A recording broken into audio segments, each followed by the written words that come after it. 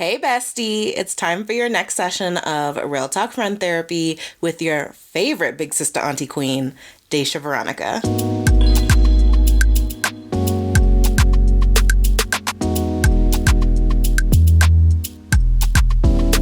What up? I hope you are having a great week so far. I know I am, because not only is your girl COVID-free again, okay, but this is episode 10. Y'all, it is episode 10 of the podcast. It has been a treacherous battle to get here. But if you've been riding with me since day one, thank you. And I send so much love. I hope you are enjoying this crazy ride with me and that you feel that you are growing and glowing, okay? And if you're new here, welcome. So excited that you came to check me out. And I hope you stick around for the next 10 episodes and beyond. Okay, so the other reason why I am so excited this week is that a new Patreon exclusive web show is in the works, y'all. Yes, it is.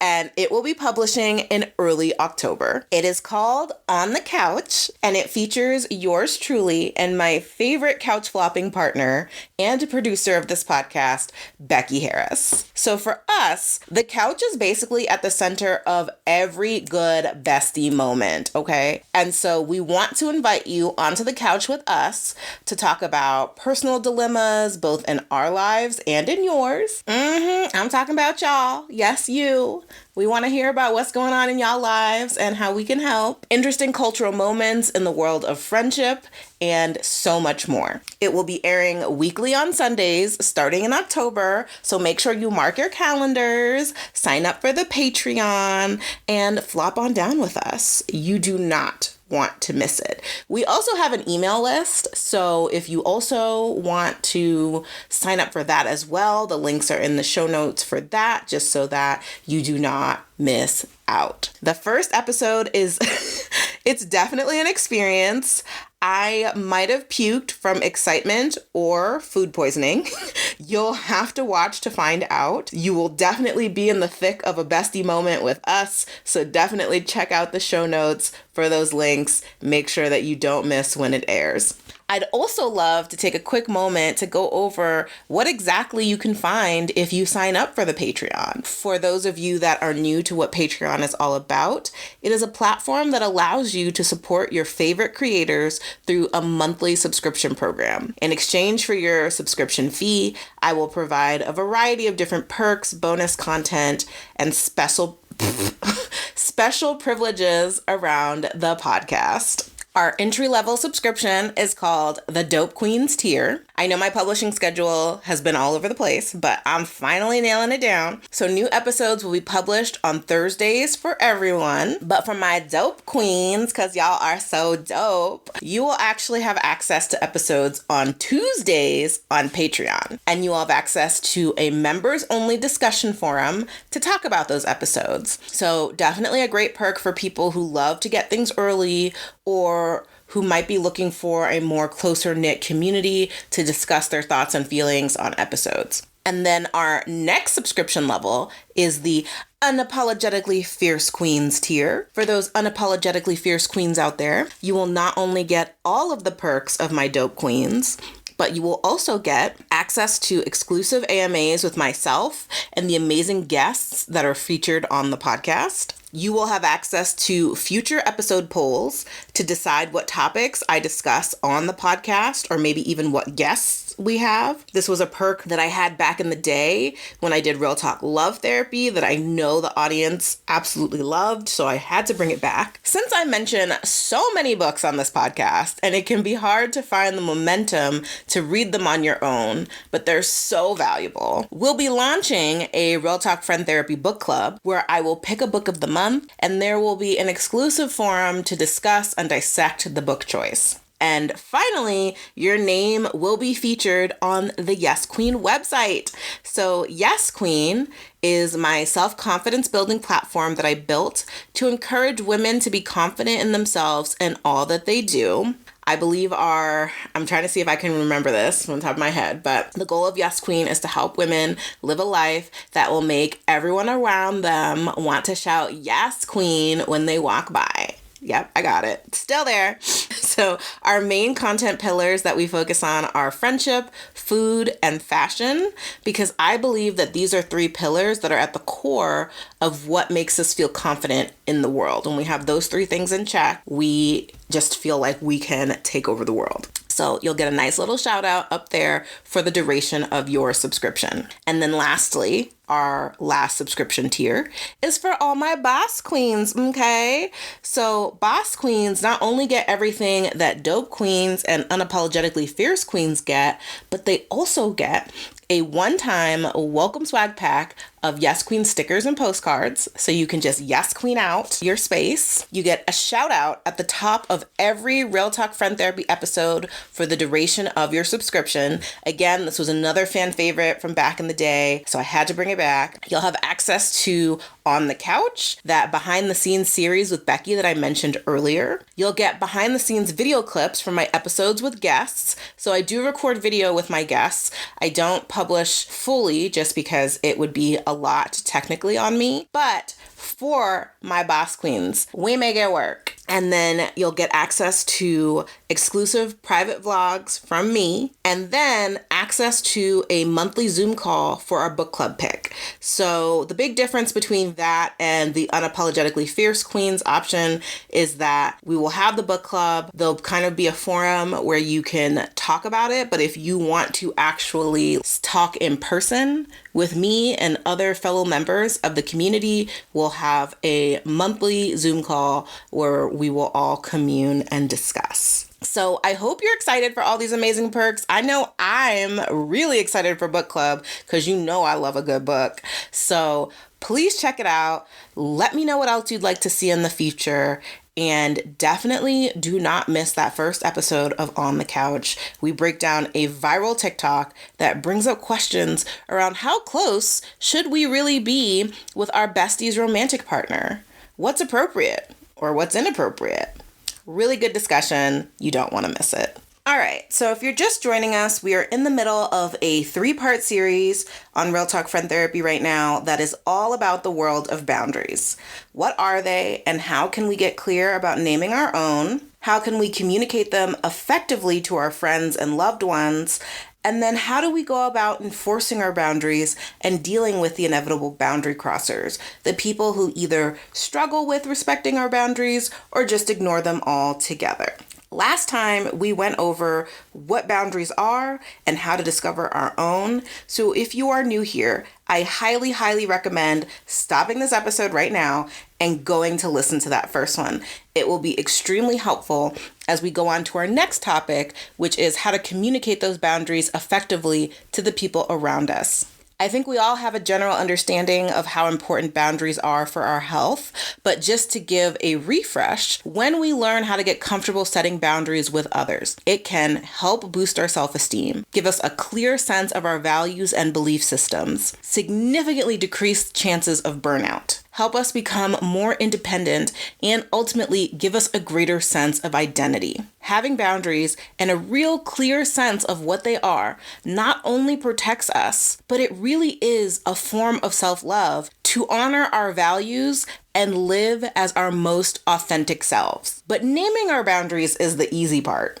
Sharing them is where things can get intimidating and just go awry. Remember though, if we don't communicate them to others, if we do not let people know clearly what they are, then they are useless. So for this episode, I tapped one of my favorite licensed therapists to get some perspective on how we can be better communicators when it comes to boundaries. Calix Vu-Bui is a licensed therapist with 18 years of clinical experience and has a specialization supporting marginalized communities with trauma, anxiety, and depression. Having worked in uniquely diverse mental health settings, Calix uses a compassionate, client-centered approach to promote emotional well-being, employing techniques that help clients deconstruct aspects of their mental health as it relates to social media, modern-day work and personal relationships, and living through the collective trauma of a pandemic.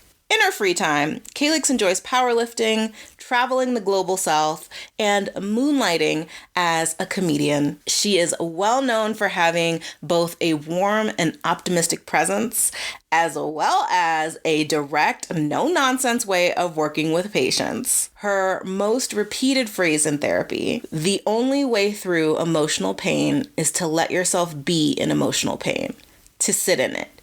You gotta feel your feelings.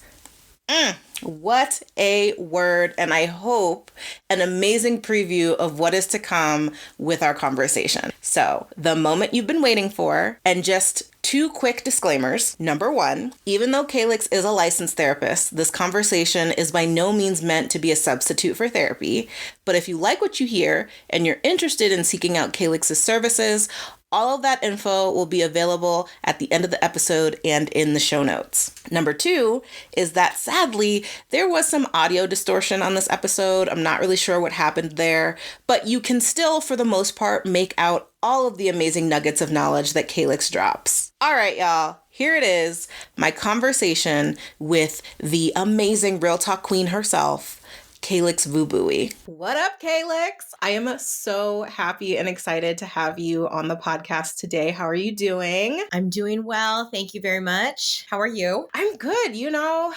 I have a week until I go on vacation. And so I feel like that senior spring mode where I am just ready to tap out at work.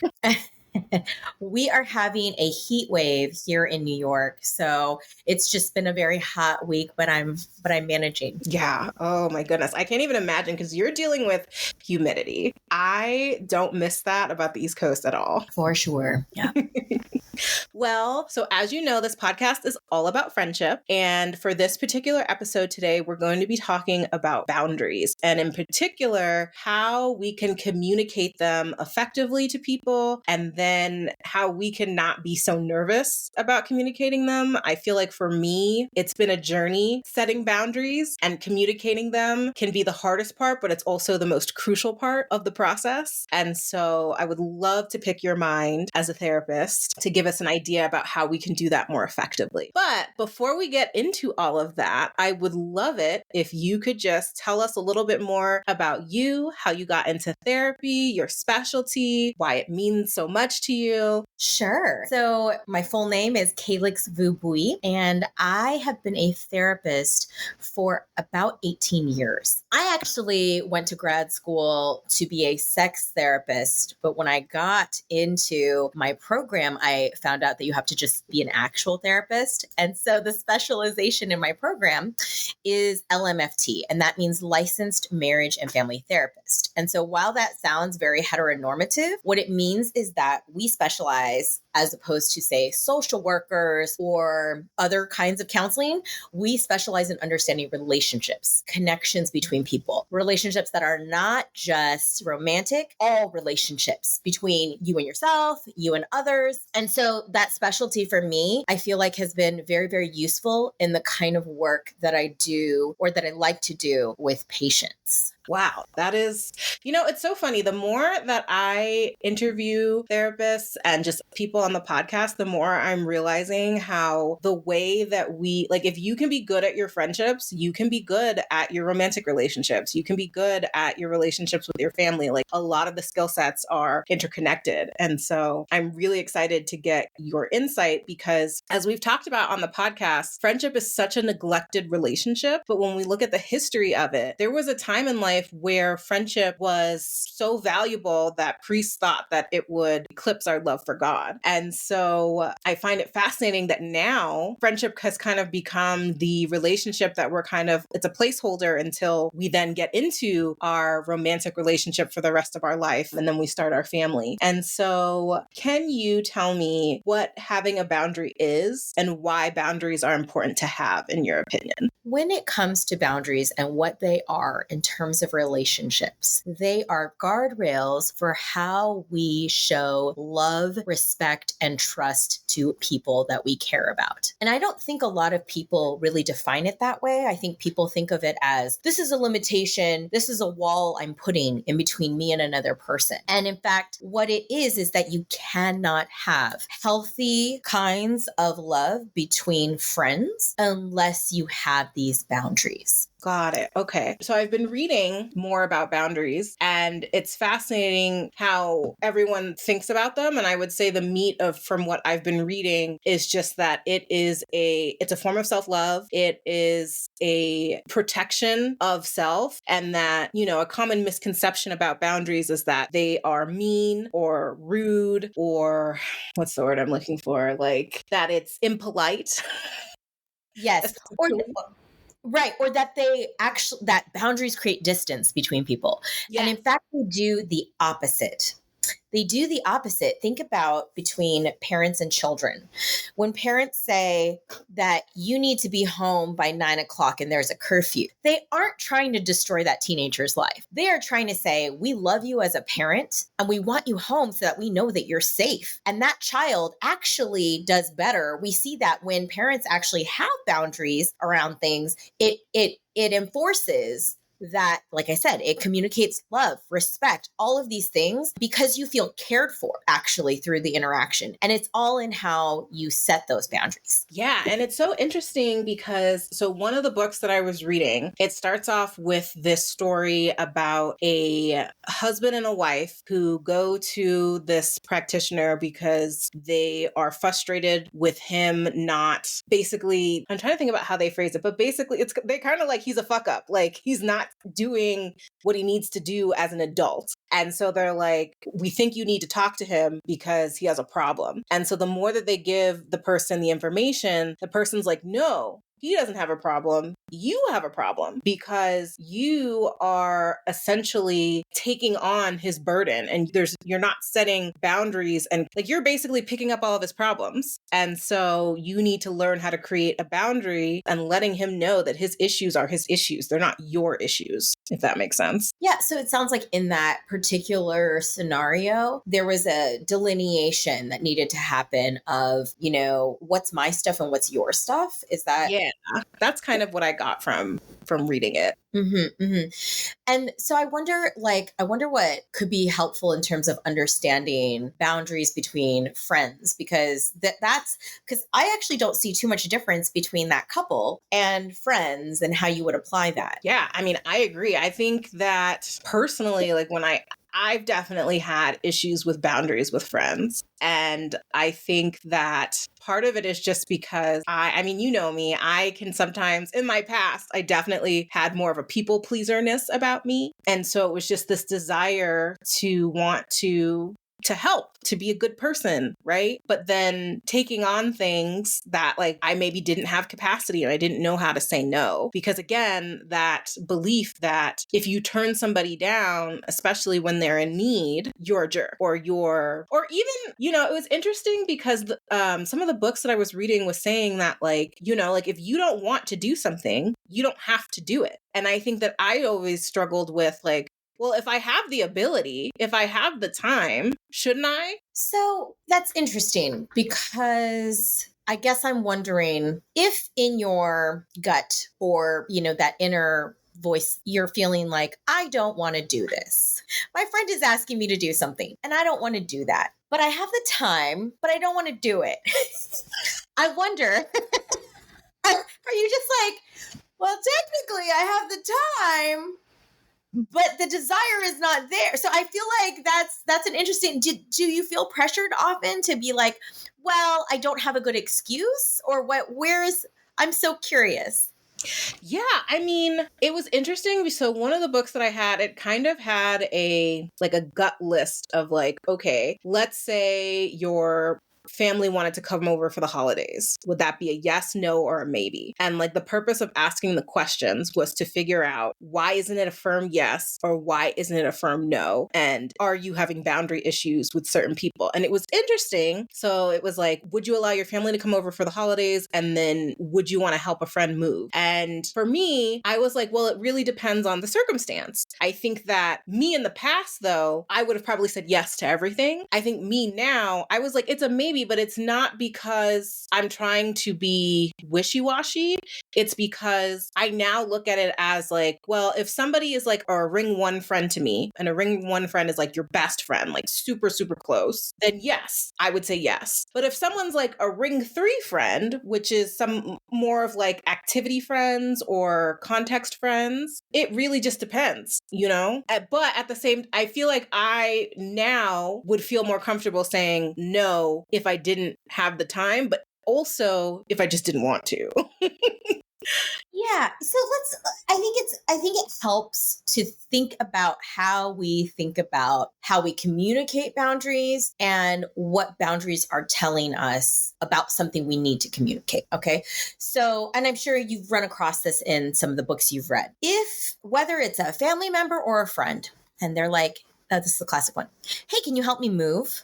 I'm moving to a new place. And you're like, listen, we're getting old here. I really wish that you would just hire movers. I really actually don't. That's not how I want to spend my time, right? You got the time. You even may have a truck to help. And you're like, please, for the love of God, just please hire movers inside yourself. But you're like, God, this is my friend from like 15 years. What am I, right? Like, and so there's this like obligation that we're feeling, but you're also like, I honestly want to have margaritas and tacos and just goof off on a Saturday, right? Regardless what it is, whether you feel that your excuse, and I want to dial that back actually, probably not excuse, but like your reason for not wanting to do something. If you feel it's legitimate or not, the fact is you are having a feeling of not wanting to do something. And what I would point out is that you're having a little bit of boundary. You're like, listen, I kind of want in our friendship that you hire movers and I don't have to do that work. That's what's happening there. And what's happening is anytime you're experiencing like a little voice inside that's like, yikes, I don't want to do that. You're experiencing a truth within yourself. And when we don't communicate that truth to people, we're missing out on the opportunity to be vulnerable with someone who cares about us and someone we care for. And if you actually just lean into the vulnerability piece, what you're going to find on the other side of that is either deeper friendship or a friend who doesn't respect a boundary. And then that gives you information about what you need to do about that friendship. So why am I saying that? Because if we want to live with the healthiest types of friendships, they should be ones that can tolerate the truth. And if they can't, then perhaps we want to question whether those friendships are really ones that are going to allow us to be the best versions of ourselves. Calix. It's so real.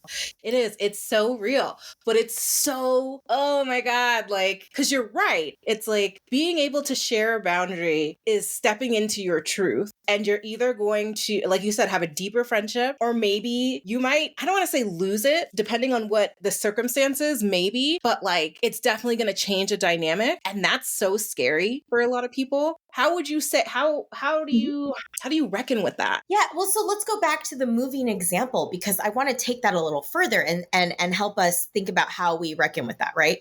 Mm-hmm. Because if you say, sure, I'll move you, and now you spent 5 hours, you thought it was going to take 3. Now, well, you've opened the doors by not holding a boundary and just expressing yourself. And I will give you tips on that. But by not being truthful about your reluctance to do something, that is not being truthful, you've now opened the door to some friendship bullshit, which is going to be either a passive aggressive thing from on your end or their end. It's going to be resentment, especially like, let's say they just bought a pizza And they thought that that was good enough for compensating you for all that time instead of just like taking you out for, everybody has different ideas of like what proper friendship compensation is for things like a move. And if you don't see eye to eye on that, now you've opened the door because you weren't honest from the jump. Now you've opened the door to bad feelings. Like, okay, well, I'm just not going to talk to this person for 6 weeks. Now they don't, right? Like it just spirals out. Yeah. Right. Yeah. So it's all in delivery and how we communicate. And when we think about how to come to friendships with both boundaries and a communication of those boundaries with tact and respect, when it's coming from, hey, I just want to be really honest with you, right? Like everyone has their own style of this, but some people are super blunt about it and that just like hurts. But really, if you're communicating and saying like, I know you need a lot of help, I wonder, and think about this, like when we're communicating a boundary, like in the moving scenario, it can be like, I want to help and I want to be honest with you. It seems like a drag to have to do that on a Saturday. Can I give you $20 or $30 to put towards movers? So you're showing care. Okay, let's say you don't have that kind of dough to like, donate, right? Because most likely what your friend is going to say is don't even sweat the cash. And they're going to feel cared about. They're going to be like, wow, thanks for letting me know. Don't worry about it. I'm going to hire so-and-so. You see how it's just easier that way. Yeah. I'm curious, like what comes up for you as you're like, are there tires screeching? What's happening? No, totally. So I'm thinking about what I think everyone is thinking about. And I know that we're going to get into in part 2, but what if, the person's like, well, are you doing anything? And you're like, no. And they're like, so why don't you want to help me? I thought we were friends. Yeah. Welcome to grown up. Honestly, we have to ask yourself this question. If you're with the kind of friend who is going to push after you said, I just kind of don't want to spend my Saturday that way. Like it's nothing about you. I'm just so exhausted from work and I kind of just don't want to do that. Then you got to ask yourself, what does it say about a friend who then pushes and is like, you're really not going to help me? I think you need to question someone who sees that asking you for labor that they could be paying for. Every scenario is different. Every scenario is different in terms of like, this is a moving scenario. Another scenario could be something completely different. But you've got to ask yourself, what is my friend communicating to me by not respecting this bound? Because that's exactly what happens there in that scenario. If they're pushing, they are not respecting. So now you understand that this person is okay with making you labor after you've said, I've had a really hard week. I kind of just don't want to do that. Yeah. Right? Like, so then you have to ask yourself, like, well, but what? Because I would hope that people on the receiving end of that have there is a right response, and the right response is to respect that boundary. Yeah. Someone is telling you no. Labor is always something that we need to be thinking about when we are in, and I think that's a missing part of friendship too. Boundaries, labor, all that, right? Like we can't just be asking people to, do stuff without being thoughtful about what we're asking. Yeah. Okay. This is making me think about a relationship I had in college, and maybe I was in the wrong. I'm curious to hear what you think, where this person and we called each other best friends, and I needed to store something, and she had a garage that was big enough. So at first she was like, yes. And then she was like, oh, actually, I'm sorry. I told this other girl in my science class that she could put her car there instead. And I was really hurt because I felt like I was like, I'm your best friend and this is this random girl from your science class and like you're going to do this for her and not for me. But was that wrong of me to be mad? Well, okay. So it wasn't that you felt like there should have been more consideration of the fact that you were closer friends than Yeah, I guess. Yeah. Like I just felt like for me, if the shoe were on the other foot and it was between someone I call my best friend or someone that I just have a class with, I would prioritize the closer relationship. But now that I'm thinking about it, maybe I just should have respected that was the way that she wanted to go. I think that there's a few components here. Okay. I think we want to think about friendships. Okay, so people really understand the language of love, romantic relationships, because we focus on that in this culture. Yeah. And there are other cultures where friendship is much more prized. And so in this culture, because of that, I'm going to use an example of, let's say it's your spouse, and your spouse expresses. So really boundaries come up when people express a need. There's a need. Mm-hmm. Somebody is trying to figure out how to meet that need, but maybe they can't necessarily do it in the way that's been asked of them. Mm-hmm. And so if it's your spouse and is like, hey, can you pick up our kid from daycare, and you actually have a ton of work that you've got to get done. Now you've got to negotiate between the two of you how the kid's going to get picked up. But all of that goes back to this principle, which is I honor my spouse. I honor this person in my home, and I care about this person's feelings. And so if we transfer that onto friendship, what happened there's a few things that went wrong. So you expressed a need to your friend. Yes. And it's perfectly fine for your friend to say, I can't meet that need. I thought I could, but I can't. But then we hope, and this is why I'm saying boundaries give us a lot of data and a lot of information about our relationships. Your friend kind of dropped the ball there.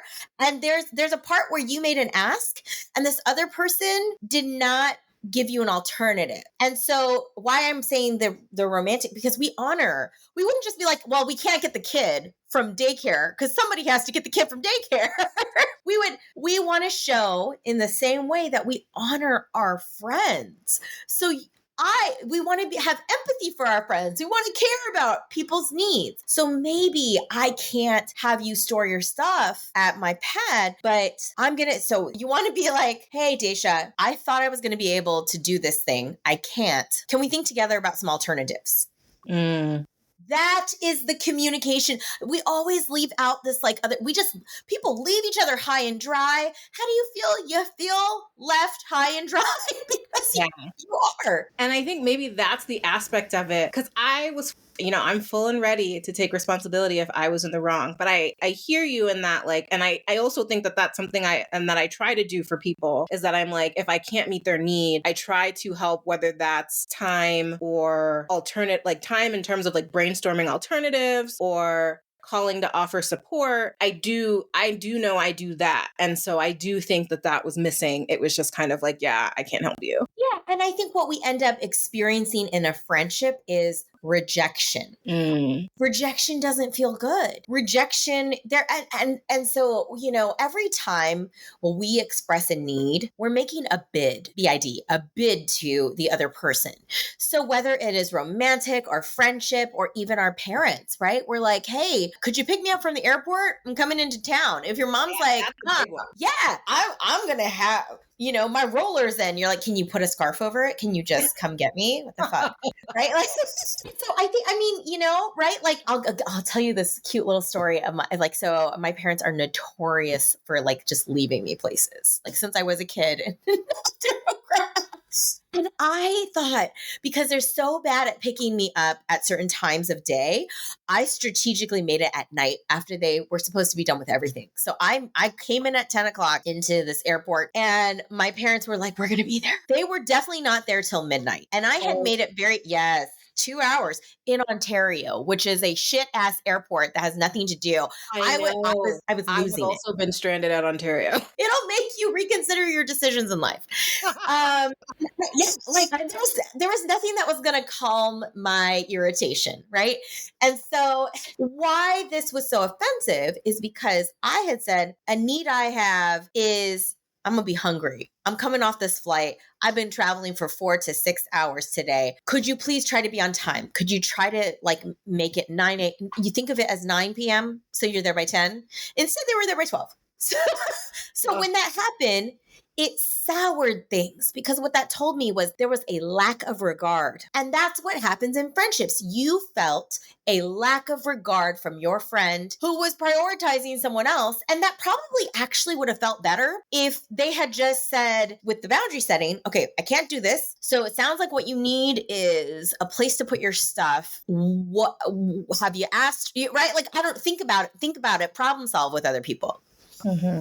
Yeah. Okay. So it sounds like, so again, like to take the pressure off of communicating boundaries, especially with friends, it's important to speak your truth, but it's also important not to leave them high and dry if you actually care about them. Yeah. So relationships are two-sided, right? And I think we think about in boundaries that it's like, I shall state my need, I will state my wall. And then that's like the end of it, right? It's like, no. A boundary is an active two-person situation. I'm setting, you're respecting and or crossing and or discussing. Okay. Mm-hmm. Yeah. Yeah.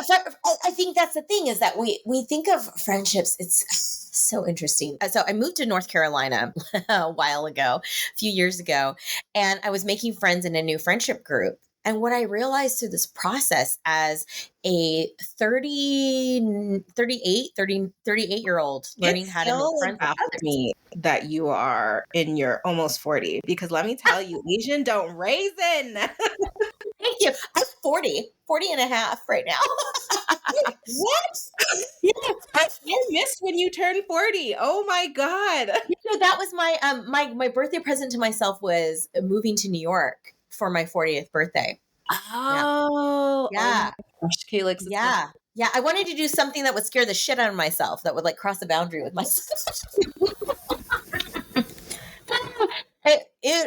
Well done. I very much like, what am I doing? But yeah, so I'm in New York now, but when I was in North Carolina, I met all these new people who is so interesting that their definitions of friendship were like, these people would post on Facebook, like, I just want someone to go to Jamaica with and, lay out on the sand with. Like, they had these like really weird Instagram like visions of what friendship was going to be like.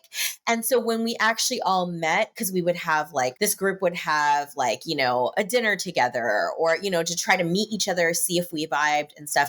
And what you found is like, people truly had such a difficult time expressing, hey, I'm not okay with that. Or, hey, right, like the truth of who they were.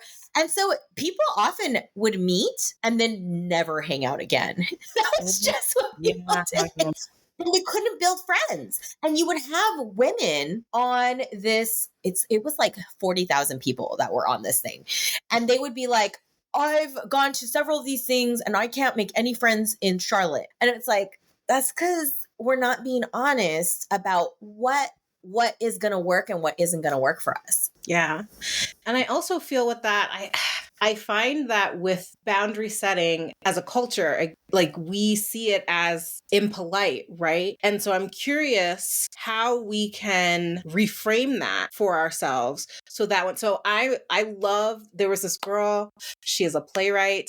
I reached out to her a particular day and she didn't get back to me till like the end of the day. And she was like, oh, hey girl, sorry, I don't respond to people on Sundays. That's like a new thing I'm doing. And I said, girl, I love it. Thank you for sharing it with me. Like whenever somebody shares a boundary with me, I try to respect it, honor it, acknowledge it. But I do know that there are times where I feel like sometimes someone might set a boundary and I'm like, and I'm like, I don't have a right to be like, but I do. And I'm curious how I can wrangle that feeling. Going back to, in the same way that we honor our spouses, ask yourself this: how do I honor my friends? How am I honoring this friendship? Second, being able to recognize that this boundary that someone's setting with you is a need.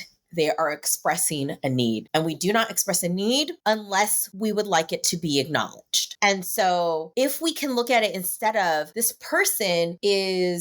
is impolite, this person is rejecting me. It's like, how about trying not to think about yourself, but think about the other person. And our culture is so big on individualism, right? It's so easy to get caught up in yourself. And it's like, but this person said something. How about I listen to what the need is? And if they're expressing a need, now we can talk about that need versus me stuck in this place of rejection. Because I would hope, because if you're going to have a healthy relationship with your friends, you've got to be able to honor when they are telling you something like, hey, I don't eat pork, right? Yeah. Right? It's like, why, if they don't eat pork, why'd you take them to the Italian restaurant with all the pork meatballs? You know, like, what are we doing? Like, how are we honoring people in that way? We are taking a need that a dietary need that they have and aren't right. So like, just think about I would love to hear of a scenario like where that isn't true, right? Like, I'd be curious because I'm like, generally someone's telling you something because they have a need. And if we care and have empathy for others, which a lot of friendships are lacking. And again, if you're lacking empathy in a friendship, why are you in that friendship? Because then don't call it a friendship. Call it what it is, which is a business arrangement. If you're using that person for connections, it's a business arrangement. Yeah, that is true. Oh my gosh, you said something that, I do think that the big thing is rejection. And it, again, makes it more about you than it does the other person. And I love that reframing of it, that the person that's communicating the boundary, they're it's about them in this moment and it's not about me and my hurt feelings, nor is the boundary meant to hurt my feelings. Yeah, rejection it's a tough one. It really warps your sense of perception. It does. And it's valid. And yet we've got to think about how we frame things, right? Like, so let's go back to your scenario of you needing to store things at a friend's place, right? You heard that. She didn't offer an alternative. So now you're going, depending on, the situation, you can re-express the need and be like, oh, okay. Well, I hear that you need to do this for this other person. I still have to store my things. Do you have any ideas for how I might do that? Yeah. Right. And then, right. And if she's going to be a little asshole, be like, no, like lately, if you're like, do you have ideas? And your friend is like, nah, bro. Then it's like, okay, I don't think this, right? Like, that's not generous. That's not generous. It takes you 2 seconds to have an idea in your head and you're not going to share any ideas with me. So maybe you're just a dick. So, there are many people to be close to. You don't have to be friends with somebody who's not going to let you store your shit. And I do think in terms of rings, I would have hoped that she would have made it possible for you to store your things. Yeah. I mean, I learned a lot about that relationship and about myself. I think that in that relationship in particular, I was trying to force something to happen and the signs were all there that even though she would say that we were best friends, the signs and the labor and the commitment, those things were not there. And so I kept wanting to make her actions and her words match, and she didn't care as much as I did. So yes. And sometimes through these these interactions, we come to find too that okay, I still think this is a friend that I like going to salsa classes with, right? But they're not really somebody, it lets you know that maybe this is not as close as you thought it was. And that because this person is not honoring you. Yeah. They are not honoring you. So if we really stick to the principle of we honor the people that we care about, we honor, we respect, then if that's not happening, again, it's data, it's information. All right, cool. Maybe you shouldn't be inviting them into your home for game night because you actually don't really want to spend time with them like that, right?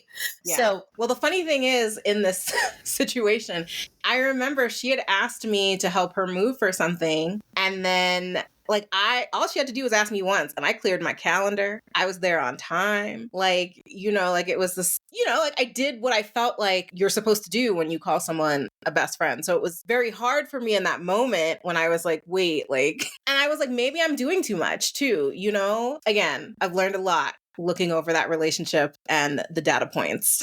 Yeah. And I just find that it's so interesting how like, there would be some people who, like you, are going to be there. You're going to make it a part of your schedule. You're going to be really responsible about that. And there are other people who do half of that labor and are still, their value set is such that that's perfectly, they feel that their behavior is perfectly fine and perfectly acceptable. And again, we have choices. They can think that. And then you have to decide, do I need to be okay with this friend's, what I consider lack of regard, but they think is perfectly fine? Or do I need to try to find people who are more like me? And I think everybody's a little different about that. I think that we forget how often people do not think like us, do not have the same values as we do.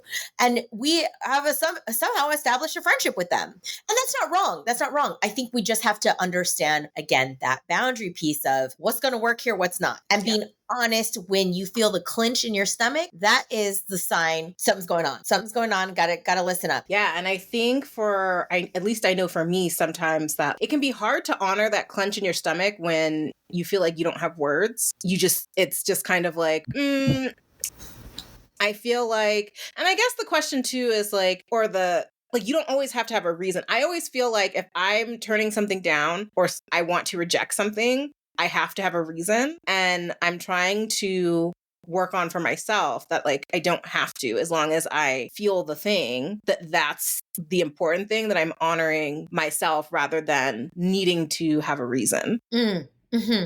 Is there an example that you can give? Let me think. I guess like can I give a if you want to offer an, because I'm like rolling. Yeah. Are you talking about sometimes maybe like you're just not interested in doing something that someone has given as a thing for you both to do in a friendship? Like maybe they want to go to a museum. Yeah. And it's just really not your thing. Oh, here we go. So I have this friend. I love her deeply. And she loves reggae. And through the years that we have been friends, it's not that I appreciate reggae. It's not like something I'm going to spend thousands of dollars on to buy a festival ticket. Yeah, true. And we both wanted to go on an international trip together.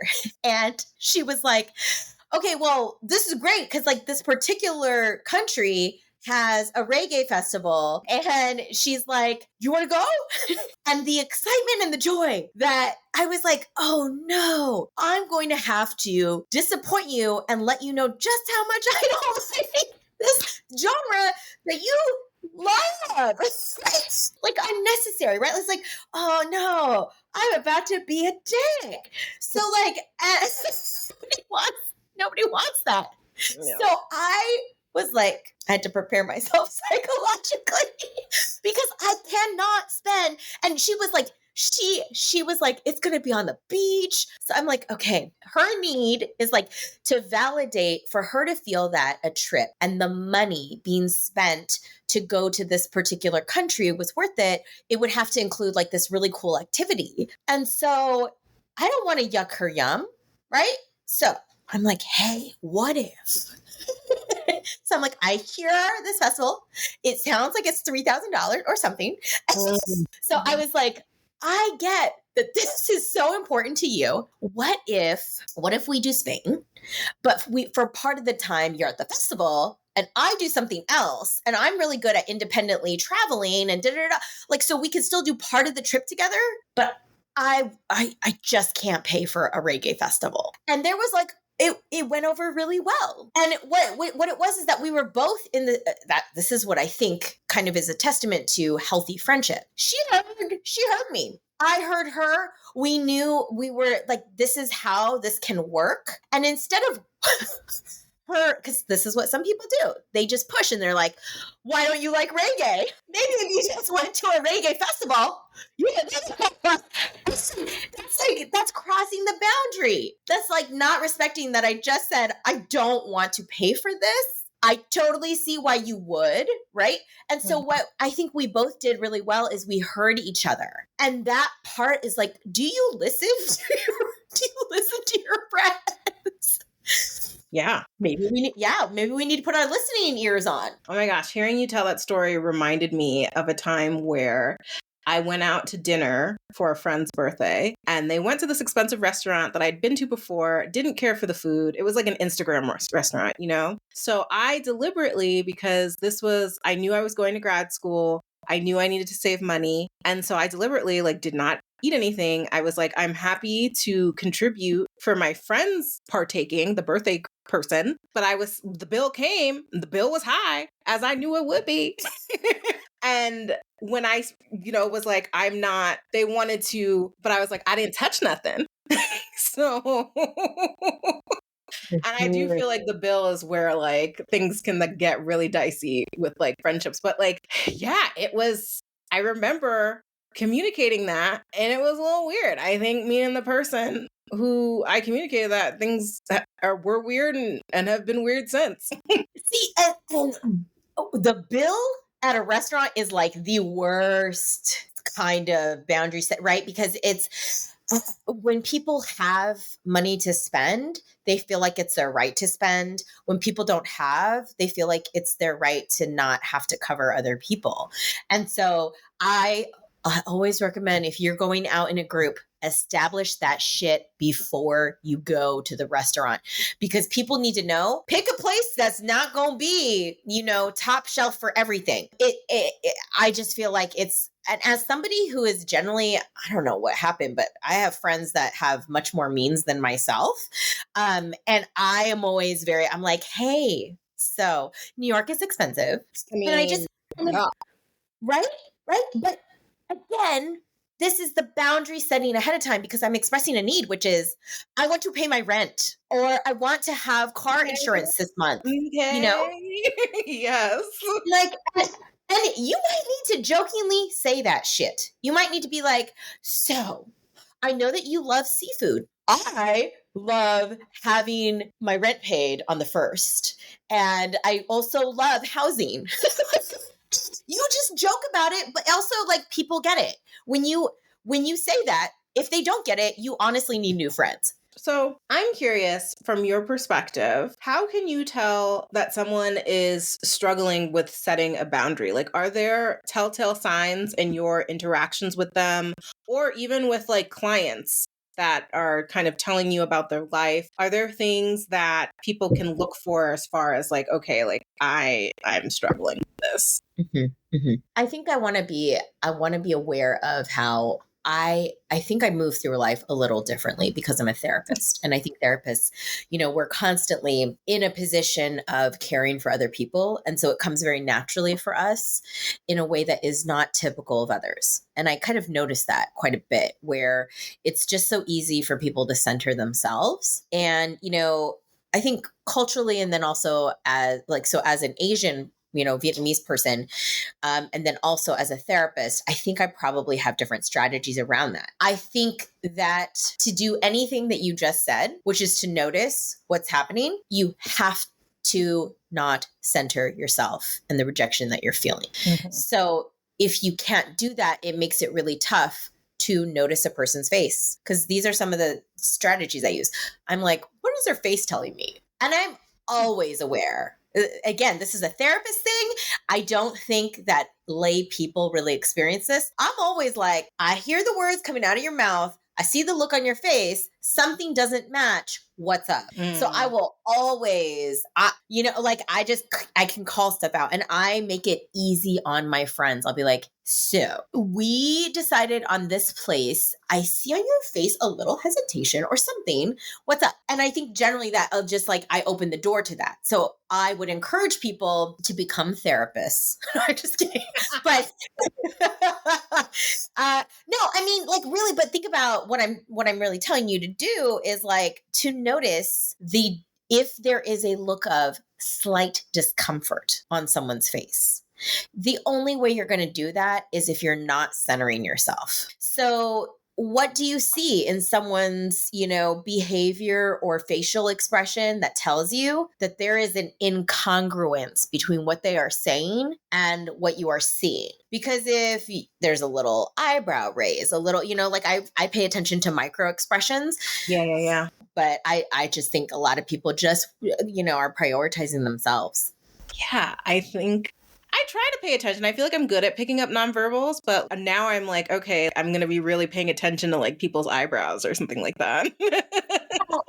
Okay, so we think of communication as words. I always hear this from people in my profession, from the patients. Clients will say, I communicated that. I'm like, with your words, but we are, think of there are many planes of communication. One is words, one is micro expressions. So you can tell when someone is engaged, you can tell when they're not engaged because of eye contact, because like, right? If somebody's, yeah, sure. And they're looking down and they're doing something else, that's an incongruence, right? So there's words, there's the micro expressions on the face. There is tone. Tone is lovely. Tone is lovely. There's a difference between, and this is why you don't do it over text. You don't do boundaries over text, for the love of fucking God. You have to, right? Like, Tell me how you really feel, Calix.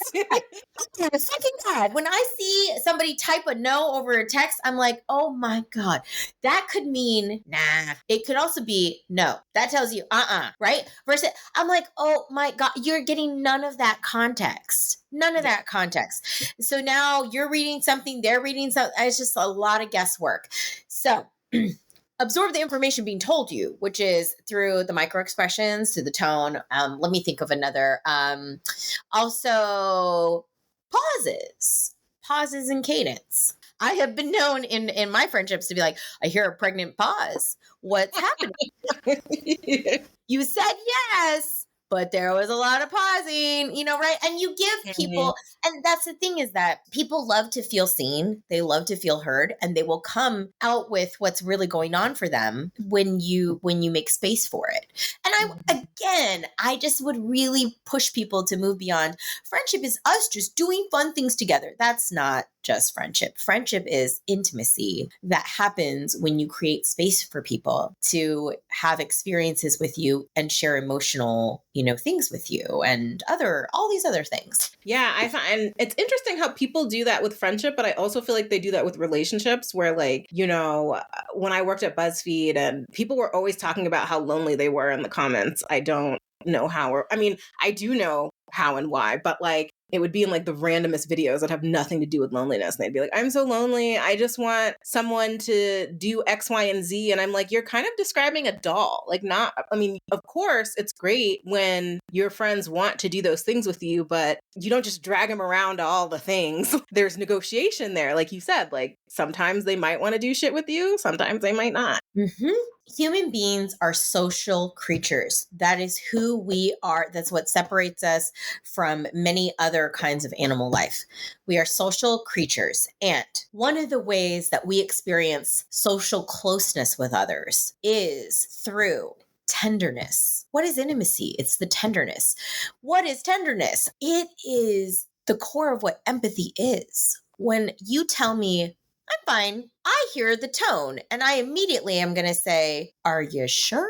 Because what you just said sounded a little off to me. You're going to experience someone is concerned about me. Someone is expressing tenderness towards me. Oh, let me open up and share. Or let me say, I'm not ready to share. Whatever it is, when we offer tenderness and we gain intimacy, and that intimacy is often at the root of all that is empathy.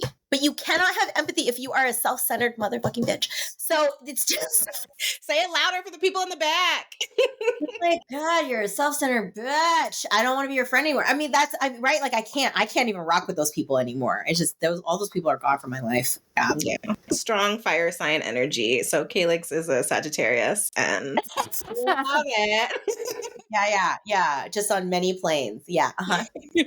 We don't do bullshit. We don't do bullshit well. I know. It's my fucking Scorpio rising makes me, because like as a Leo, I am the same way, but then that Scorpio water, it just makes me care so much. And I'm just like, ugh. But I am getting better. Okay, so I'm curious, why do you think it's hard for people to communicate their boundaries? Wow, lots to say there. Okay, so at a very basic level, one of the biggest issues with communicating boundaries is the level of experience that someone has in actual communication, right? What I mean by that, there's a lot of people who are listening to this who would text a boundary to someone. They would write, I cannot.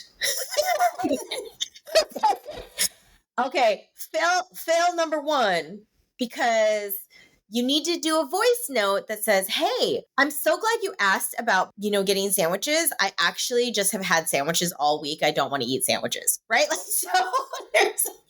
so one, I think there's a skill level that boundary setting involves skills in communication and understanding why communicating something in a particular way would be seen as good, bad, or offensive, right? Like, so one is the I always judge communication. people who try to text me like real shit. I'm like, you're not gonna call me. You're not gonna FaceTime me. You're not gonna give me any like to me that says a lot when like if me and someone are going through some shit and they text me. Yeah. And then if you're like, "Hey, let's hop on a call," and they're like, "No, let's do this over text," you're like, "Oh my God."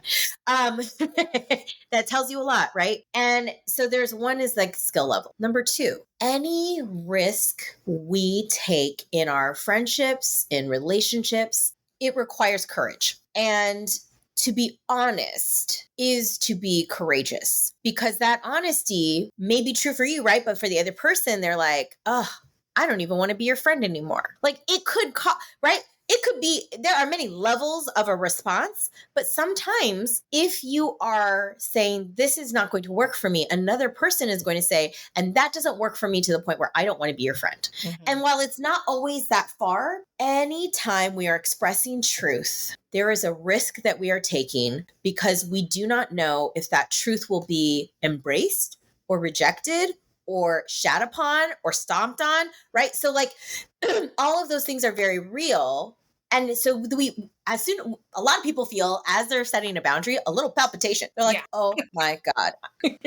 Right? I'm about to do something important. But that's also, I mean, if I think about people who make speeches, impromptu speeches, are like civil rights leaders and things like that, they're speaking from the heart. Or even a pastor is speaking from the heart. They're moved, and they're going to feel a little bit of a palpitation. They're going to say a truth, and hopefully it's embraced. Mm-hmm. We are human beings, and so on the other side of that, there can definitely be rejection, not embraced, and or just all out anger, right? Anybody can have any response to what we're saying when we're speaking our truth.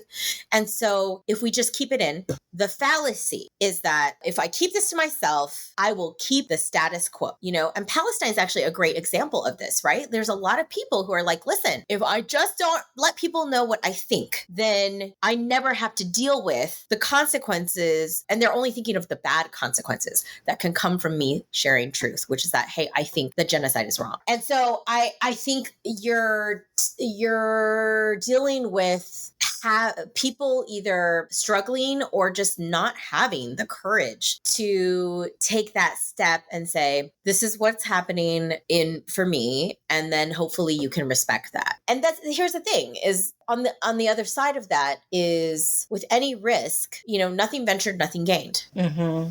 Yeah. And that phrase is so true, and people don't really necessarily lean into that enough. It's a lot easier to just hope that everything's going to be cool because we're just going to all pretend. Yeah. I can't tell you how pretending has gotten us into so much trouble.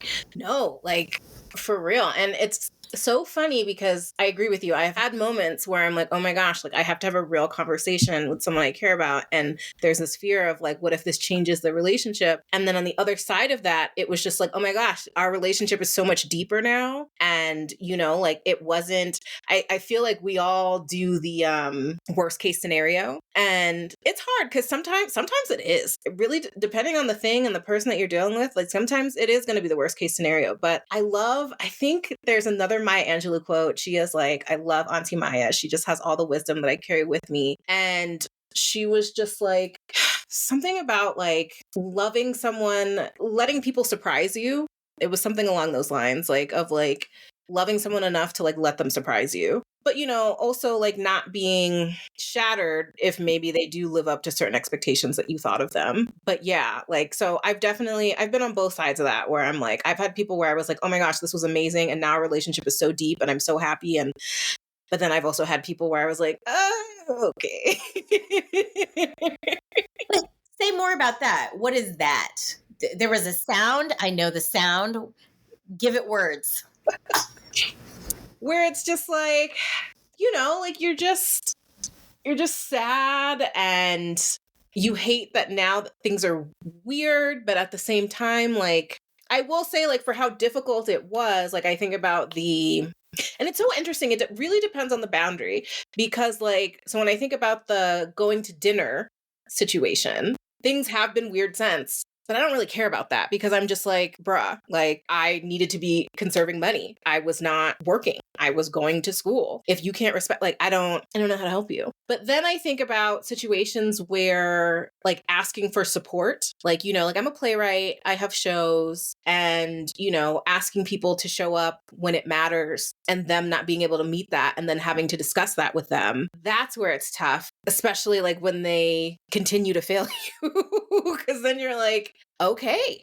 It just makes you look at, it's hard when it's someone that makes you, when they're not respecting the boundary or the need, and then it forces you to have to look at them differently. I think that's where okay, because you're like, wow, I thought there was more to this, and that sucks. Yeah. I mean, I just think, again, this is a reason why boundaries are so critical in friendships, because you're communicating something, they're communicating something. Everyone's learning in that process. Mm-hmm. And it lets you understand, who are these people? Who are, right? We should always be negotiating our friendships. We should always be doing that, because you hear it all the time. It irks me deeply.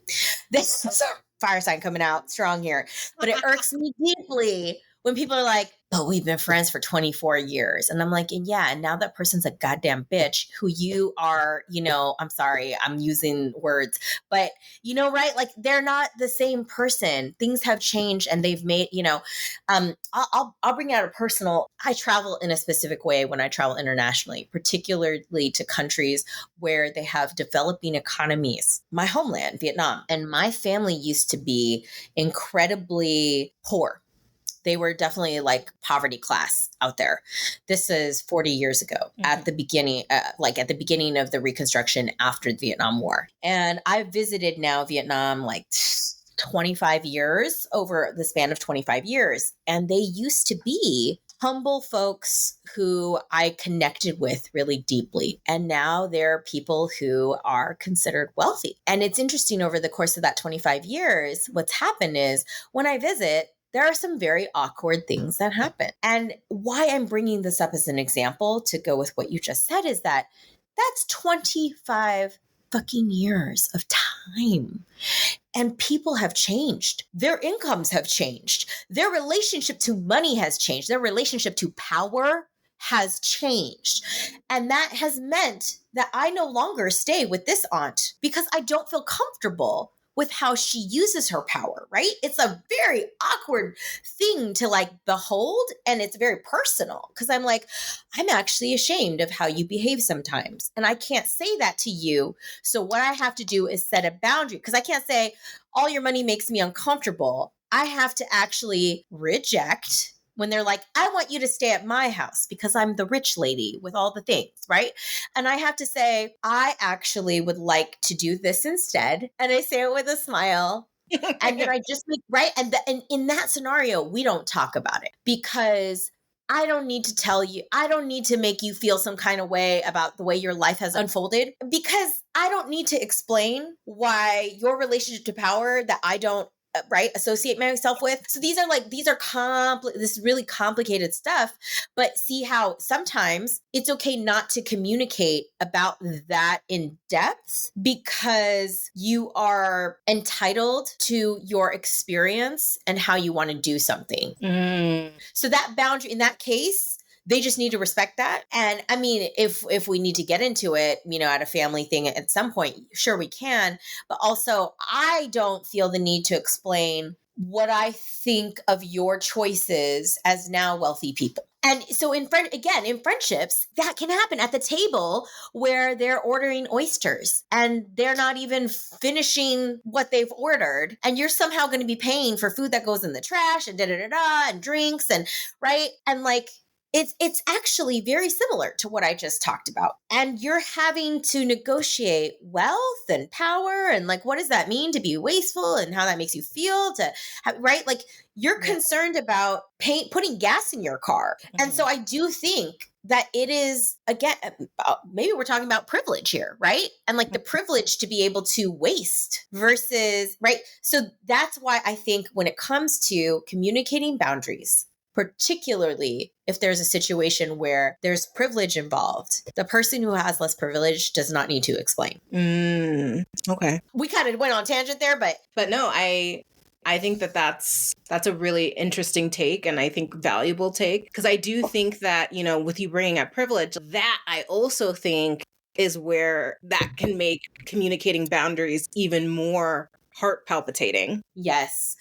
Yeah, because really to have to explain any level of poverty or any level of financial struggle to someone who is not experiencing it, that is coming from the grace of the person who is experiencing hardship. Yeah. And really what's happening there is that myself and my family, you and your friends, we're equals. We're equals. But society is not treating you like equals. And so now you're having to set a boundary because society didn't create an environment where you can actually have the same experience. Yeah. And so society be fucking you. Yes, you're getting fucked.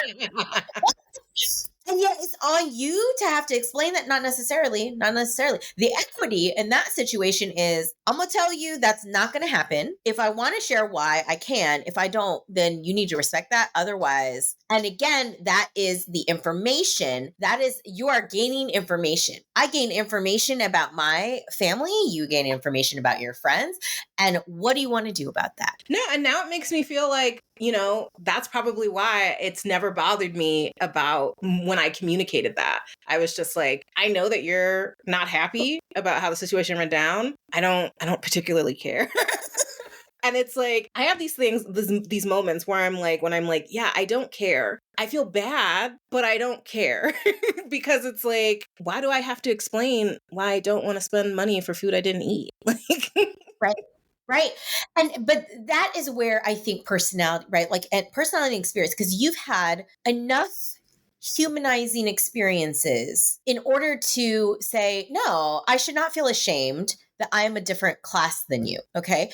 And this is like a lot of politics on class too, and boundary setting. And there's a way that, like, I would argue that our society, being very class driven and economically class driven, almost has an unwritten rule around how poor people should have less boundaries, because what do boundaries express? They express need. yeah. If we go back to boundaries express need, we're like, your need as a poor person, like we would rather shame you. I think it's just kind of like, we'd rather shame you and have you. How many times does, like, I don't know, like, I feel like at Christmas, you hear a lot of stories about like poor families that are just trying to have a good Christmas, and they spent they're asking for help to pay for a toy for their kid, or, you know, like, and they can't really afford the Christmas dress for. And my point though, in all that is, you, and I think I would say I as well, we have a lot of experience in being like, no, that's fucked up. Don't ask us that. No, that's fucked up. Let's stand for ourselves. No, my truth is that I have money for tampons. I don't have money for oysters. Yeah. No, right? Or I have money for, like, I don't know, is there like a lower tier of oyster that we can order, right? Like, so I just think that, like, it's your relationship too to your feelings of, I have a right to be not dehumanized in this situation. Yeah. And so that's what makes it difficult. I think there's a lot of people who are taught to feel ashamed to be able to express a need that's very, very fucking real. Yeah. I mean, even think about boundaries in sex between heterosexual couples, where like a woman and a man, like a woman's like, well, I'm naked, so I guess we have to fuck. Oh, it's like, but if a man was like naked, he'd be like, I kind of don't feel like it. I'm gonna put my pants on, you know. Like, just, so we end up in these situations where, again, around privilege, where like, I mean, we're socialized. And Yeah. boundary setting becomes part of that socialization. So, for those of us who have learned what our boundaries are, but we struggle on making them known to others, because I feel like there's a tier of person where they even struggle with identifying what their boundaries are, but we're talking about a person that now is like, okay, I'm aware of what I need, but they struggle with communicating. What advice would you offer for them on like how they can work on it? Like how can they work on being a better communicator? I think there's a few things to work on. The first is, so how in touch are you with your needs? Because when we don't know our needs, we go to the dinner, we're halfway through dinner, we've witnessed them order all these things, and now we're just uncomfortable. And each time they're ordering more drinks, we're thinking, fuck, I'm going to have to pitch it. What is going to happen? Can they split the bill? When they call the server over to pay the bill, can I talk to them? Right? Like, so we did not then know that our need was there is a financial limitation on this dinner. You know, that's using that situation, but like even friends that try to travel together, right? Like you got to know what your needs are or you won't be able to express them. So that's number one. Number two is decentering yourself and looking at the interaction as an interaction between two people. Okay, this person, this is what I hear them saying. This is what I'm trying to say. What needs are getting expressed here and how can we like make this work? I think if you come at things from the spirit of how can we make this work, you're going to have a really different experience with boundaries rather than I just need to lay down the law or like, because then they come out too gruff or you know, this is going to be horrible for our friendship. So let me just not bring it up. I mean, I do think there is a piece around like, okay, let me identify my need. Let me think about the best way to express this that conveys that I honor and care about this other person. And then, but also I honor and care about me. So if they cross the boundary, now I'm ready to, right? There's a lot of process happening here. Is that helpful? Is that? No, yeah. I think, like you said, like needing to know on an intimate level, like what your need and like being comfortable with voicing your needs, because I think a lot of people aren't even comfortable knowing what they need. But then also like trying to, because what I hear from that, I think I feel like is like trying to take the emotion out of it when you're like decentering yourself and really just like looking at, okay, like how do we make it work? I want to meet your need. You want to meet my need, hopefully. And like some way we can figure out how to make it work. Yeah, and maybe, and so I agree with everything you just said, and I would amend a little bit the like instead of taking the emotion out of it, to see the emotion for what it is, which is right, like okay, like exactly what you said. I care about this person. I feel like they're for whatever reason they're just not able to house my things. I needed the storage space. They're not able to do that. I wonder. So that would make you then say maybe, perhaps. I wonder what else could be going on that I don't know about. So then my options become because I'm like just having space for the other person. It's not. I'm not feeling. I'm like, well, that doesn't feel great. But let me ask some questions because maybe I need information. So maybe the question is, could you tell me a little bit more about like, so is there space for both of our things in your thing? Or do you like, what don't I know here? You know, right? So like that, it could be that or right. Like, so not removing the emotion, but understanding your relation to the emotion a little differently. Okay. Like, okay, I'm offended. Let's acknowledge that I'm offended. Yeah. And let me see if there's actually a reason to be offended. Got it. Let me ask some questions. Let me do some instigation or investigation. Yes. So I had like, a quick little aside, like somebody I was trying to figure out going to dinner with them, a friend, and they just seemed like they didn't want to go to any of the suggestions that I had. And so I was like, is this in my mind? I'm like, okay, I'm offended because I feel like I'm doing a lot of work here and giving a lot of suggestions and like, you're just nixing all of them. Mm-hmm. But instead of just being like, fine, you pick. Because if they just pick, it may be a place that I don't want to eat at. Mm-hmm. So I was like, I'm acknowledging that I'm frustrated with this person.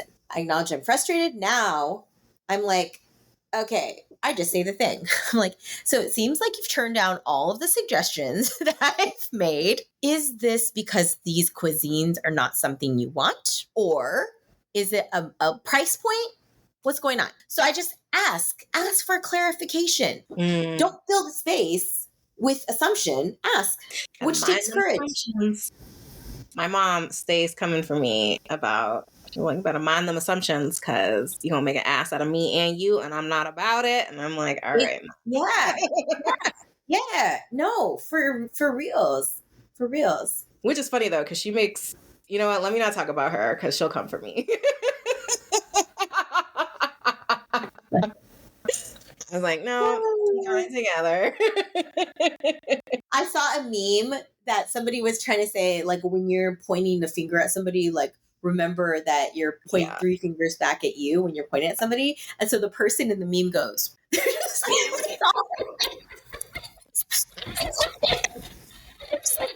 this the whole time. I'm like, that's actually kind of brilliant because you do need to ask questions and be like, what is going on? I'm just going to point all the fingers at you. See what the financial and the taste buds, right? Like, what's happening? Yeah. Okay. So the last episode was all about helping people figure out their boundaries, but I'm curious if you have any strategies that you like to use with your clients on how to help them figure out their boundaries. I like to ask, I mean, and therapists, just as a little, public service announcement and education, if your therapist is telling you what to think, you really should question, what they're doing. Because they should be asking you questions to help you clarify for you. So one of the tools that I like to, or questions, I guess, I will often, when it seems like there's a boundary issue, I like to say, okay, I like to point out discrepancy, which is like, I am hearing that you really want to go do this on a Friday night, but you're feeling like the person who you want to do that with doesn't. This is just example of what it would sound like. So I point out the discrepancy and then I say, what's really going on here? Like, what do you ultimately want? It's pretty simple. What do you ultimately want? Well, I just want to have a good time with my partner. Okay. So like, do you have to go to the opera in order to have a good time? So it's really like asking questions that titrate down. Like, what do you want? And a classic one that my patients hate because it makes it easy. Now, this is for romantic relationships, but it's also for friendships. I will say, do you want to be right or do you want to have a healthy relationship? Oh, God, that's so real. You want to be right because you're right. They were late. Now, do you want to talk for an hour about how they were late? Or do you want to just discuss, you want a healthy relationship, and so you just don't want them to be late again? And if that's the case, how do we make a boundary around time? Because people love to be like, so then because you weren't here, and so then I missed a parking space. It's like, oh my God. And it's so hard because people get hurt. And when you're hurt, you want to be right. But do you want to be right or do you want the relationship? That's the question. And that sucks because people are real good about being real petty. No, yeah, but I think it goes down to that question of what do you want? I actually keep this in mind, like when I'm in conflict, is like, okay, because sometimes I feel like in conflict, it becomes less about finding the solution. And at a certain point, it does become about like just being right. And so I constantly have to ask myself, is just like, okay, like, what do we actually want to achieve here?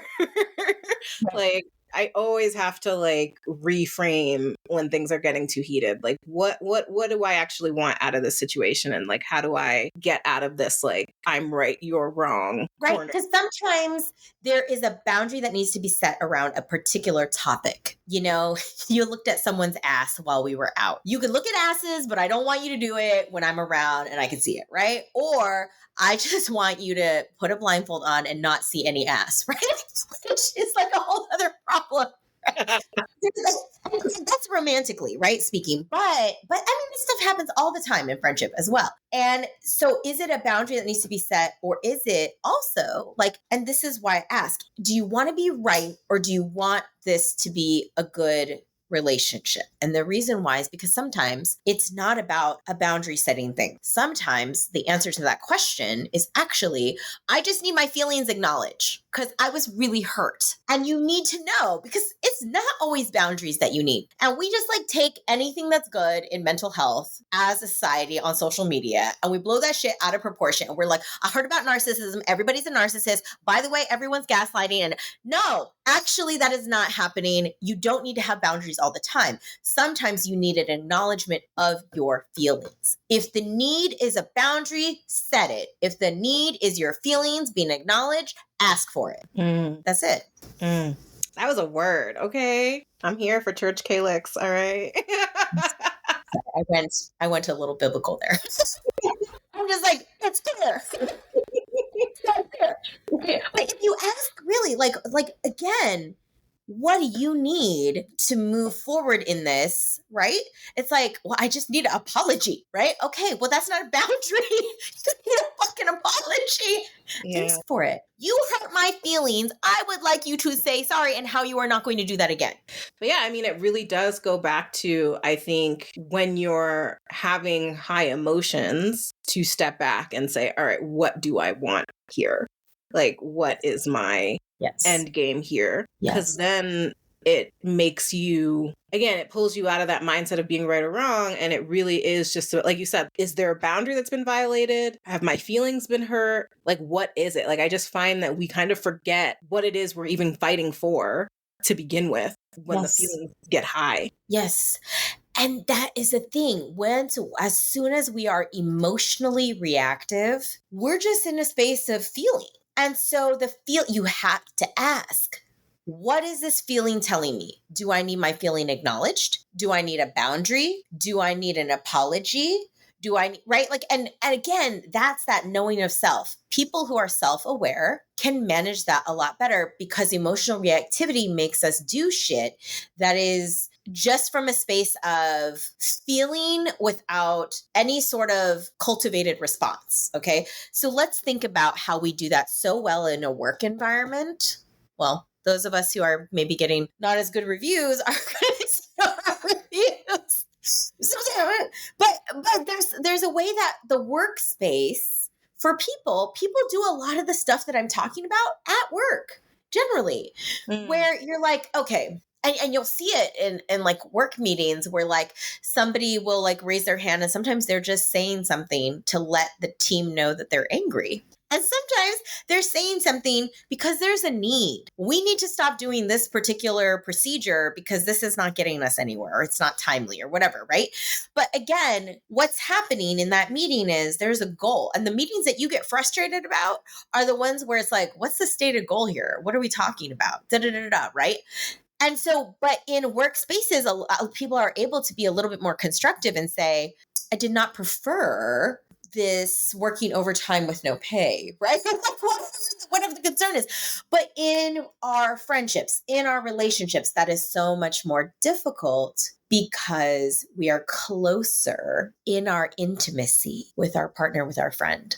And the more distance we have, the easier it gets to be like, let me just focus on what I need to do here, which is I need people to stop drinking the last of the coffee in the break room without making more coffee. You stating the need. Great job. So I think if we think about like, well, at work, we're able to do that. Okay, so what's happening here in this friendship is that I'm emotionally reactive because I'm taken aback that I asked you for something and you are refusing to give it. You might have to repeat that because you cut out a little bit. Hold on, let me just make sure it's still... Okay, we're good. The level to which we are able to discern what our needs are and feel comfortable expressing that is in direct relationship to the level of intimacy that we have in any given relationship. So the more investment that we have in the person's reaction, the harder that gets because it becomes more emotional. If Yeah. right? So in a work environment, listen, I just want my coffee. So if Kathy drink the last of the coffee, I'm just gonna be like, Kathy, you got to make more coffee. Stop drinking all the coffee. I don't give a fuck. I ain't going home with Kathy. Meanwhile, we're at home and you drank the last of the cold brew and you didn't make more. And now my whole day is going to be ruined. Also, you forgot my birthday last year. That is what happens. Right? I feel like, how did we get here? You know, right? And actually, that is a tool that I learned quite recently that I found very helpful when I was having my own difficulty in a intimate interaction with somebody. They actually texted that to me, like, how did we get here? And I was like, oh, we got here. In my mind, I was like, oh, because I was tired, I was hungry, I was feeling sensitive. But that question is great because if you really ask it, generally the answer is like, oh shit. But I think it's that thing that like makes you acknowledge. So I'm in couples therapy. I've told people this, and my boyfriend and I were recounting a fight that we had, and he was like, I don't like when you yell. And I was like, that's fair. To be honest, I didn't even I can't tell you from when we started talking to when I started yelling. Like, I don't know how that happened. And so when you acknowledge it, for like when you're just like, hey, you're yelling, I'm like, oh my God, I am yelling, you know? And so just having these moments of status acknowledgement, I guess, can be very helpful, at least for me, because it's like, I don't want to hurt you.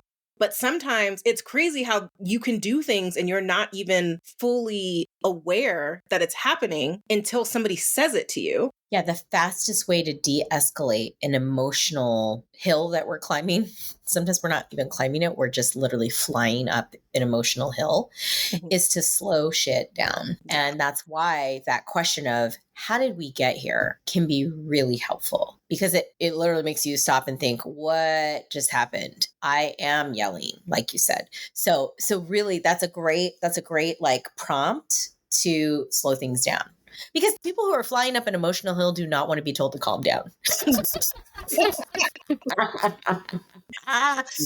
make somebody pissed as fuck. Yeah. What do you mean I need to calm down? Right. You don't like when I yell? Well, maybe you shouldn't have drank the last of the milk. You're right? Like, it's like, oh, Jesus. Yeah, no, I love that. Okay, so in your opinion, why is it crucial for people to not only have boundaries, but communicate them well? Like, do you know of any surprising benefits that come with having strong boundaries? How does it make us better people when we communicate and have strong boundaries? Whenever we are more authentic with who we are, what our needs are, when we take the time to assess those needs and then communicate them through a boundary, we bring about more peace and harmony because we're not fighting something. We bring about more intimacy because somebody feels like, wow, you really took the time to let this be known. Mm-hmm. Now, in the cases where it doesn't bring about the intimacy, that's because that other person is not worth the time and the effort. If they're not going to honor you back, right? Because again, I keep saying that communicating boundaries is a way that we honor the person who we are in relationship with. We are saying, I take this risk to tell you this truth. Hopefully you don't shit all over it. So it brings about authenticity, intimacy, tenderness, but also, you hear about this thing that people say, where it's like, if you love yourself, people will love you too, right? But we teach people. So here's the thing. My therapist told me, I didn't like it when she said it, but I was like, okay, fine. She said, we teach people how to treat us. We teach people how to treat us. Yeah. When I say, friend, I need respect from you, and what it's going to look like is by you not asking me to pay for all of these oysters that I didn't eat, I am saying I would not feel respected if you asked me to do that, because now then that puts me through financial hardship and I have a limitation, right? So we ask that person to respect. They need to respect that. The respect piece is huge, because when we feel respected, we develop trust. I knew I could tell my friend, I don't like reggae. the way you do. I don't hate reggae. This reggae thing is not like, it's not something I want to pay for, you know? Yeah. I knew that that was going to be okay because there were other times that I had been like, hey, this is something that's real for me. Could you please respect that? It was respected, right? So each time we take that leap of faith, we develop greater and greater intimacy. What are best friends? Best friends hopefully aren't people that we railroad. They're hopefully people that are honest with us and tell us when we're acting a fool. Or, right? Like they're like, hey, what are you doing? Right? That's who our closest people are to us. Hopefully. Well, and how are they able to say that? Because the risk brings about greater respect, intimacy, tenderness, all those things. Yeah. Does that answer? No, totally. And it's just making me think about like the trust piece. Like it allows you to be like, wow, like if this person can hear me out, if this person can truly see me for who I am and what I need and what I'm experiencing, then this is somebody that I can trust. This is someone that I can get a little deeper with because of that. Yeah, I will tell you, as a therapist, I have had patients who every time I hear that a patient says, hey, I feel kind of uncomfortable when, like say they express a need about I feel uncomfortable talking about, I don't know, something in particular, or like maybe when you use this particular term, it's really hard for me. Why do people love therapists when they're good? When you have a quality therapist, right? A quality therapist is going to hear that need immediately and just respect it. And I'll be like, okay, so you need to end session on time every single time because you need to know that there's a boundary around the time that we're meeting, right? Something, because we're not perfect. We're not perfect. And so people give us in feedback. The immediate response is, wow, that must have been taken a lot of courage for you to bring that. Absolutely. Let's talk about how we can use other pronouns for you. Let's talk about how we can, right? And then they're like, oh my God, thank you. It's always like, oh, thank you. Because my God, when we've taken a risk to set a boundary, express a boundary, if somebody respects that, we are automatically like, wow, wonderful. Yeah. And it's also making me realize like how important it is to set boundaries at the beginning of relationships and not to be afraid. Because I find that people actually, like when they're starting friendships or relationships, they kind of just swallow everything and then get to a point where they're like, actually, you know what? I'm not okay with this. And it's just like, and I think that that's then where it can create confusion because it's like, oh, I didn't realize that I was crossing a boundary. And I think that maybe if we were more upfront with our boundaries from the start, like that room for trust and intimacy, I guess it just goes back to like the intentions. Like, what are your intentions like when you're meeting someone? And if your intention is to have a very deep, thoughtful, meaningful, potential relationship, then it's like it has to start from a place of truth and it has to start from a place of setting those boundaries. Right. And what you are saying by saying all that is that if you start a relationship out with boundaried discussions, you are expressing from the jump a level of respect for the other person, a level of expectations about what respect looks like, what it can sound like. And what you're talking about, this is one of the greatest lessons I've learned in moving to New York. So I've been here for 7 months. I am making new friends. I didn't know anybody in New York. So this has been, I'm meeting new people left and right. And I have learned how difficult it is, but important, this expression that you said of like expectations around boundaries, because it has taught me very quickly who to spend time with and who not to spend time with. Mm-hmm. And I'll tell you, like it's sucked because it's not easy, it's messy, but it also is very helpful. In other cities I've lived in, and I've moved around a ton. This is the city where I feel like I have developed the most quality friendships quickly. Because I've been like, thank you so much, bye-bye. That's not going to work. Or I set a boundary with this new friend and she just kept crossing it. And you know what? I do not continue to try to be close to her. You get what I'm saying? Like, that's the other thing. People like, they'll set a boundary, somebody will cross it, that'll happen a few times. And then it's like, what are you telling that person? You're telling that person, you are teaching them how to treat you, that it is okay for them to cross these boundaries. Well, and that the boundary is meaningless, like it's not a real thing. Correct. Yeah. I mean, which honestly, like, I cannot wait to get into how to deal with boundary crossers and like that enforcement of boundaries with you. But that is going to be on the next episode. I knew that this was going to be such a hearty conversation that we needed to have 2 episodes. So if you loved this conversation and are excited to learn more about how to deal with boundary crossers effectively, I hope you will join us next session. Calix, I loved having you so much, and I'm so excited to have you again for the continuation of our conversation. Yes, thank you for having me. I've had a ton of fun. I think you are you ask such useful questions. So I am excited to have a part 2. Y'all, it is always truly such a vibe getting to chat with Calix.